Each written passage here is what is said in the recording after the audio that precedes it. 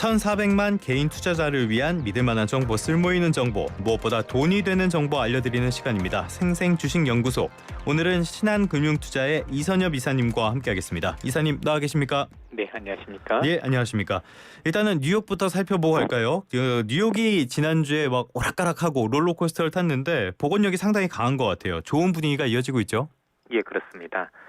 미국 증시가 지난번 급락을 대부분 만회하는 움직임을 보였습니다. 아무래도 그동안 미국 증시가 크게 밀렸었던 가장 큰 원인이 미국 경기 침체에 대한 우려였었는데요. 예. 이번 주에 발표됐던 미국의 각종 지표들, 예를 들어서 소비자 물가 지수라든가 또 소매 판매 이런 어떤 지표들이 긍정적인 모습을 보였습니다. 아무래도 미국 경제의 70%가 GDP의 70%가 소비인데 그렇죠. 그 소비가 예상을 뛰어넘는 어떤 실적을 기록을 하면서 전체적으로 그동안 경기 침체에 대한 우려가 굉장히 과도했다라는 인식들이 작용하기 시작을 했고 예. 또 게다가 이제 최근에 전체적으로 지수 낙폭이 과대하다는 인식들이 강해지면서 지수가 긍정적인 모습을 보였습니다. 알겠습니다. 그런데 지난주에 롤러코스터라고 말씀을 드렸었는데 사실 경기 침체 가능성도 당시에 우려가 있긴 했지만 그렇게 컸던 건 아니었고요. AI 거품론, 엔캐리 여러 가지 이유가 나왔었는데 그렇게까지 급락할 만한 상황은 아니었던 거잖아요. 그런데 예, 그래서 그런지 알고리즘 매매가 원인이 아니었냐 이런 이야기가 나오더라고요. 알고리즘 매매라는 게 뭡니까? 이제 그 시장 자체가 굉장히 고도화되면서 그러니까 이전에 비해서 증권 시장이라든가 여러 가지 시장이 흔히 얘기하는 파생 상품이라는 것들이 굉장히 많습니다. 그렇죠. 예를 들어서 주식 시장에서도 ETF라는 게 있지 않습니까? 이런 어떤 여러 가지 파생 상품들을 알고리즘 형태로 해서 프로그램을 해놓습니다. 그러니까 프로그램이라는 게 뭐냐면 특정 조건을 걸어놓고 그 특정 조건이 형성이 되면 주식을 팔거나 아니면 사게 하는 그런 어떤 모습들을 보이는 게 알고리즘 매매 또는 프로그램 매매라고 불리는 것들인데요. 지난 이번에 시장이 굉장히 급락했었을 때 실제 이런 부분들이 작용을 했었습니다.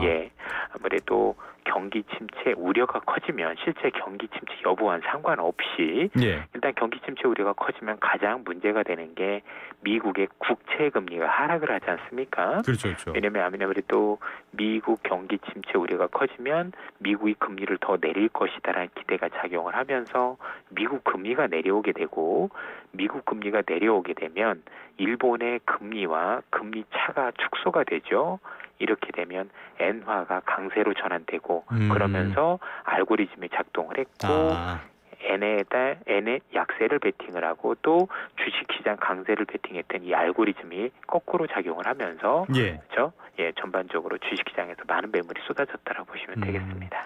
사실 파생 상품이라는 거는 위험을 줄이는 수단이었는데 실제로는 훨씬 더 위험을 키우는 것 같기도 해요. 이렇게 알고리즘 매매가 많이 비중을 차지한다라고 하면은 이런 블랙 먼데이 같은 사태가 또 벌어질 가능성 아직도 남아있다고 봐야 하는 거 아닙니까? 예, 그렇습니다. 이 시장이 지금 최근에 이번에만 겪은 게 아니라 근래 들어서 이런 현상들이 굉장히 잦아지고 있고요. 그래서 이걸 보통 이제 전문 용어로 웩더 독이라고 합니다. 웩더 독이라고 하면 원래 강아지가 이제 꼬리를 흔들어야 되는 게 정상인 건데 개가 꼬리를 흔드는 게 아니라 꼬리가 개를 흔든다는 표현이 웩더 독이라고 보통 표현을 많이 쓰는데요.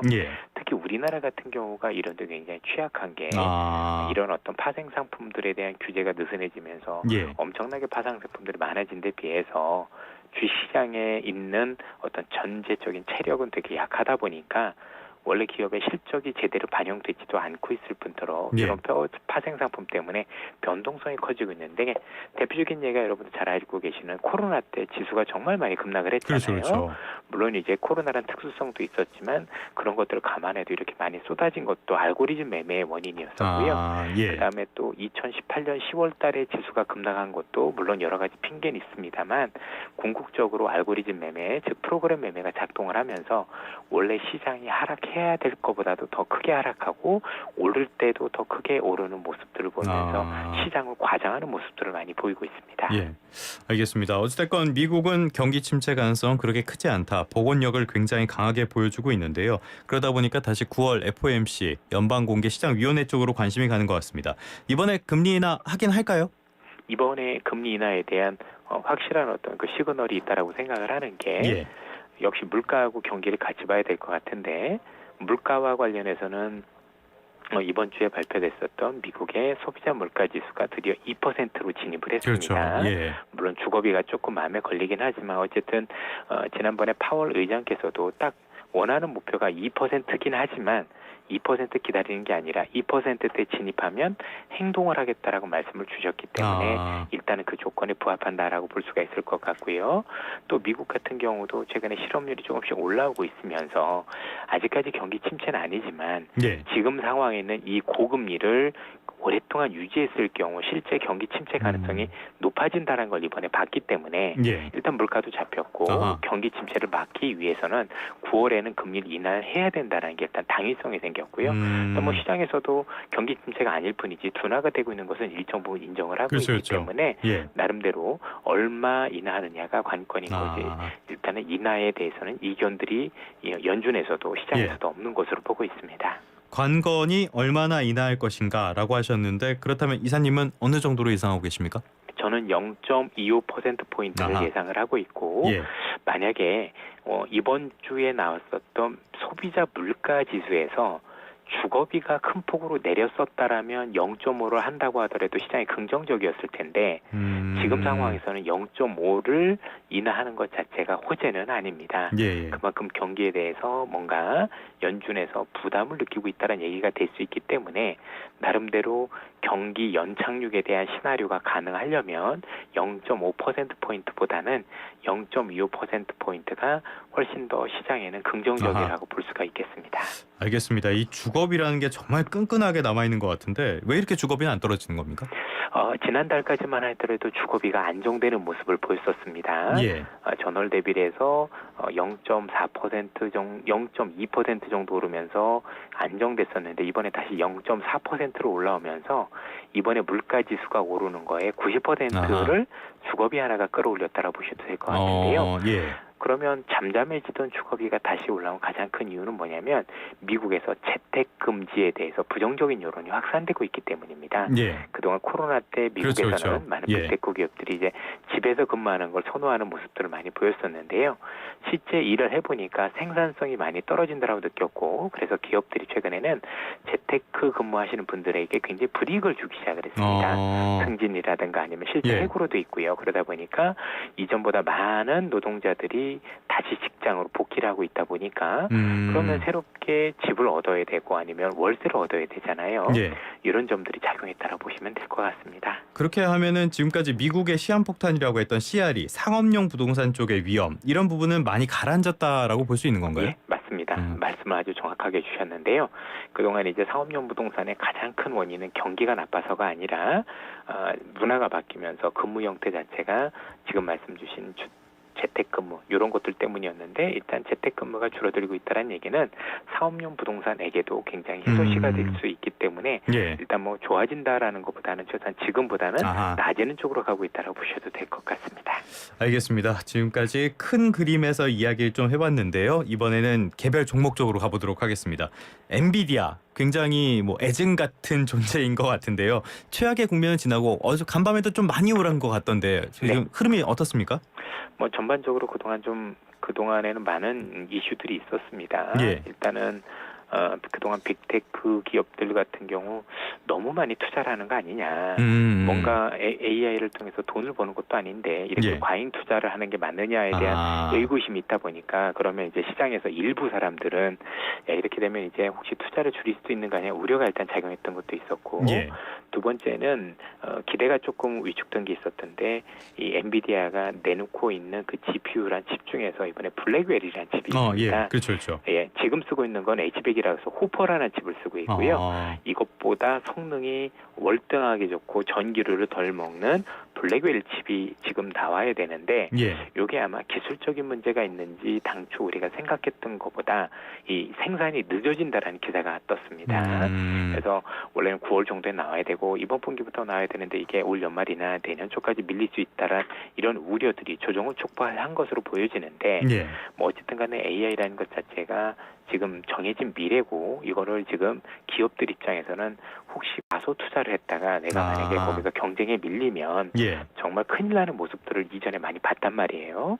예컨대 잘 아시겠지만 이 플랫폼 아니면 또 이 검색 엔진 중에서 옛날에 구글, 야후 아니면 이런 많은 기업들이 있다가 결국 구글로 지금 재편이 되면서 과소 투자했던 기업들이 어떻게 되는지 기업들은 봤지 않습니까? 예. 따라서 이런 점들을 감안을 한다라면 향후에 어떤 이 기업들의 과잉 투자라고 볼 수 있는지 모르겠으나 이 투자는 줄어들 가능성은 별로 없어 보이고 실제로 미국의 어떤 그 엔비디아 블랙웰 칩 같은 경우도 일단 생산이 뒤로 밀린 거지 생산을 안 하는 건 아니기 때문에 약간의 시차를 두고 다시 실적이 개선될 가능성이 높다는 점에서 최근에 다시 반등을 하고 있는 것으로 보여지네요. 알겠습니다. 엔비디아의 반등까지 이야기를 해봤는데 사실 인공지능의 또 다른 강국이라면 중국인데요. 중국 화웨이에서 새로운 AI 칩을 출시하겠다 이런 소식도 있었거든요. 그런데 별로 영향은 없는 것 같아요. 왜 그런 겁니까? 뭐 사실 중국이라는 국가와 미국이라는 국가가 지금 AI를 서로 다른 길을 걷고 있기 때문이라 볼 수가 있을 것 같고 이 AI가 아무래도 서로 국가 간의 호환이 되면 예컨대 미국에는 AI를 중국에서 쓰고 또 중국에 있는 AI를 미국에서 쓰게 되면 서로 정보를 가져간다라는 어떤 우려들이 있기 때문에 나름대로 미국의 AI도 중국이 못 들어갈 것이고 중국의 AI도 미국 진출이 사실은 불가능하다라고 보시면 될 것 같습니다. 서로 간에 이런 걸 가르고 있잖아요. 그래서 주가 움직이나 이런 것들은 좀 다르게 움직이고 있는 좀 다소 아쉬운 거라면 역시 중국이 이렇게 따라오게 되면 미국 입장에서는 긴장을 많이 하게 될 거잖아요. 그래서 서로 간에 어떤 경쟁이 또 벌어질 텐데 잘 아시는 것처럼 미국이나 중국 같은 경우는 이 AI의 우선적인 가장 큰 목적은 군사적 목적이 가장 큽니다. 이번에 러시아 전쟁을 통해서도 팔란티어라는 기업을 중심으로 해서 이 AI가 전쟁을 효율적으로 수행했던 경험들이 있었었는데 뭐 이게 제2의 핵이 될 수 있다라는 표현이 나올 정도로 이전에도 핵무기 같은 경우도 서로 간에 군비 경쟁이 굉장히 강했지 않습니까? 이를 활용할 수 있느냐 없느냐 차이가 굉장히 크기 때문에 아마 미국과 중국은 서로 간에 이 AI와 관련해서 성능을 더 개선하려는 노력들은 일단 군사적인 측면에서 놓고 보더라도 더 강화할 것으로 보여집니다. 알겠습니다. 그렇다면은 이 AI 칩에는 D램, 메모리 반도체도 필수이다 보니까 국내 업체들도 많이 좋아질 거다 이런 전망들이 많잖아요. 국내 반도체 업체들도 주가가 많이 빠졌었는데 지금은 많이 어느 정도는 회복을 했습니까? 회복이 되어가는 모습들이고요. 아무래도 이제 엔비디아 칩이 들어갈 때 HBM이라고 불리는 그렇죠. 그건 어떤 그 새로운 형태의 D램이죠. D램을 여러 개 이제 쌓는 D램인 건데 이 D램의 역할은 HBM의 역할은 보다 많은 정보를 한꺼번에 넣어주는 역할. 즉 그 우리가 흔히 얘기하는 엔비디아의 GPU라는 것 자체가 정말 한꺼번에 많은 데이터를 처리하는데 그러기 위해서는 한꺼번에 많은 데이터도 들어가줘야 됩니다. 그 역할을 해줘야 되는 게 우리나라 HBM이었었는데요. 아무래도 전반적으로 엔비디아에 대한 어떤 칩 수요가 커진다라면 동반해서 된다라고 봐야 되겠죠. 그런 측면에서 해석하실 필요가 있겠습니다. 알겠습니다. 반도체 살펴봤고요. 또 하나 기업을 살펴보려고 하는데요. 미국 쪽에서는 최근에 CEO를 교체해갖고 주가가 많이 오른 스타벅스가 있었습니다. 반대로 우리나라는 이 CEO, 오너 때문에 화난 기업도 있는데 바로 하이브. 방시혁 의장께서 LA에서 찍힌 사진 하나 때문에 파장이 굉장히 큰데요. 이게 이렇게까지 주가를 움직이게 할 그런 요인이 되는 겁니까? 그만큼 이제 그 대표의 중요성을 얘기를 하는 것 같아요. 물론 이제 기업이라는 게 뭐 대표님만 가지고 되는 게 아니라 우수한 기술력이라든가 아니면 이제 직원분들의 뭐 헌신 이런 것들도 굉장히 크게 작용합니다만 아무래도 배의 방향을 결정하는 건 선장일 거지 않습니까? 그렇죠. 어떤 방향으로 어떻게 날까? 근무하신 분들은 아무래도 이제 선장이 정해주는 방향에 따라서 차곡차곡 잘 따라가실 텐데 그 방향이 잘못됐다라면 또 그 방향으로 가는 방법이 잘못됐을 경우 우려가 있을 수 있는 거잖아요. 그래서 지금 말씀 주신 스타벅스 같은 경우는 그동안 경쟁에서 많이 뒤처지는 모습을 보였고 그러다 보니까 그동안 이 식품업계에서 굉장히 그 활약을 하셨던 그 치폴레 CEO를 영입했던 걸로 알고 있는데 그분이 아마 여러 가지 뭐 타코벨부터 시작해서 여러 가지 브랜드를 경험을 하면서 그 브랜드들을 몇 배 이상으로 이렇게 키웠던 걸로 알고 있습니다. 그래서 그런 노하우들을 보고자 제가 볼 때는 했을 거라고 보시면 될 것 같고 우리나라도 이제 그만큼 이제 방 의장님에 대한 어떤 그 기대 또는 어떤 그 경영에 대해서 그동안 시장에서는 굉장히 긍정적으로 봤던 거잖아요. 그렇죠? 그러니까 아무래도 이분이 물려나신 거에 대해서 우려가 있지 않았나 이런 생각이 드네요. 그만큼 선장의 역할이 배는 되게 중요하다 이렇게 보시면 될 것 같아요. 알겠습니다. 그건 사실 모든 기업에 다 적용되는 이야기인 것 같습니다. 그러면 또 하나 종목 섹터를 하나 살펴보도록 할게요. 바로 2차 전지인데요. 인천에서 큰 화재 사고가 난 다음에 2차 전지 쪽도 별로 안 좋은 것 같아요. 지금 상황은 어떻습니까? 오히려 예. 제가 보기에는 그 뒤로 2차 전지가 더 빠지진 않았던 것 같고요. 오히려 최근에는 그 미국에서 예. 대선과 관련해서 트럼프보다는 카멜라 해리스라는 분이 조금 그렇죠, 더 그렇죠. 약간 좀 좋아지는 모습을 보이다 보니까 이렇게 되면 2차 전지와 관련해서 그동안 혹시 IRA와 관련해서 약간 혹시 무슨 일이 있는 거 아니냐라는 우려들이 있었는데 기존에 있었던 정책들이 지속될 수 있거나 기대가 되면서 바닥을 찍고 조금 올라오는 모습들을 많이 보이고 있는 것 같고요. 예. 두 번째는 오히려 저희들이 볼 때는 그렇습니다. 이런 것들은 소잃고 외양간 끼치면 나쁜 게 아닌 거거든요. 오히려 그런 문제들이 이런 어떤 그 시장이 확산되기 이전에 번지게 되면 이제는 그 문제를 해결하려는 노력들이 많이 있을 거 아니에요, 그렇죠? 예. 오히려 이 해결이 어쩌고 보면은 전화해보게 될 수 있는 그런 가능성 이런 것들도 있는 것 같고 마지막으로는 사실 전기차를 하느냐 마느냐 기로에 서 있긴 하지만 앞으로 자율주행이 되려면 자율주행은 전부 다 이 전기차로 해야 되거든요. 그러면 자율주행은 안 할 수는 없을 텐데 그런다라면 미래는 어쨌든 간에 속도의 문제인 거지 가는 건 어쩔 수 없느냐라는 어떤 기대들이 있다 보니까 그동안 너무 많이 빠진 것도 있고 그러다 보니까 뭐 추가적인 하락 이런 것보다는 오히려 조금 반등을 모색하는 쪽으로 가고 있는 거 아니냐라고 볼 수도 있겠습니다. 요거는 미국 선거에 따라서 영향이 좀 많이 있겠습니다. 그렇겠죠. 그 선거에 영향을 받을 게 국내 투자자들도 좋아하는 테슬라가 아닐까 싶어요. 오늘 아침에 또 보니까 6%대 급등을 했던데 참 이쪽도 추세가 어떤지 가늠하기가 어려운 것 같습니다. 여기는 왜 이렇게 오락가락하는 겁니까? 일단 전체적으로 테슬라 같은 경우는 이번에 이제 잘 아시다시피 정치적으로 우리가 그 바이든 정부 즉 현재 있는 카멜라 해리스 쪽보다는 트럼프 쪽에 이제 기웃거리는 모습을 보이고 있는데요.